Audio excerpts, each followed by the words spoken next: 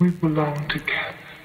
Oh shit, is it time niinku Pulju sanois. Nää baarsit muuttu pahoiksi niinku se yks tyttöporukka yläasteelta. Pakko välin tulla pudottaa, niin nää onks taidot yhä tallella. Mun kaula ei oo kylmä, tai no on se kyllä talvella. Mulla ei oo rahaa kiinni sukan, vaan kynän varressa. Hiffaaks nyt mitä mä tarkoitan? On mukava olla yksi niitä harvoja, jolla teksti sisältää jotain, minkä ymmärtämiseen tarvitaan aivoja. Pääsen peliin sisälle, koska on joulupukki, mulla on lahjoja. Jätä jengin lyttäämisen lytälle, jengin kyttäämisen kytille. Tykkäsi yhdestä mimmistä, meni sen kanssa syhille. Kysyi lempiainet, kuulemma fiilas matikasta. Sanoi sille, et baby, lasken noin sun housut sitten alas. Fiilis kun Känni kun droppasin koulusta joululoman ajaksi, huudan kovaan ääneen fuck, kun joudun kohta sinne takas.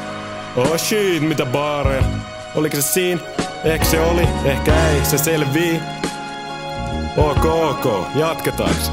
Bro, luuliks et mä lopetan? Älä oleta mitään tommosta. On ku Shaq, en saa sisään yhtään kolmosta. Tää tyttö haluu postaa kuvi Marbejasta. Halus tietää lempiasennon, vastasi ei me olla armeijas. Mene sinne vasta parin vuoden päästä. Tee sitä ennen niin dopea musa, et rastafaritkin alkaa tykkää tästä. Jos sun mielestä mun flow on paska, niin mikset vaan pyyhi ja vedä sit pönttöö. Haluisi elää niinku Mad Ventures, kiertäisi vaan maailmaa ja tekisi sit töllöä. Mut onko se mahdollista? No se selvii seuraavassa jaksossa. Tähän väliin käydään pikaisella mainoskatkolla.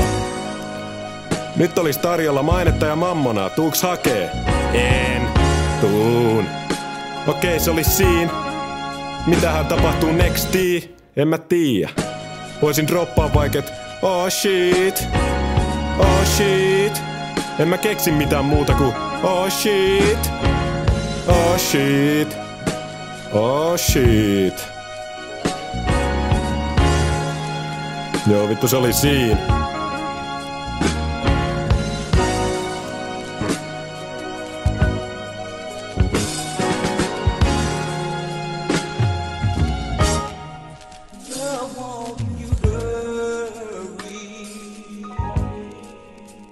I've been waiting.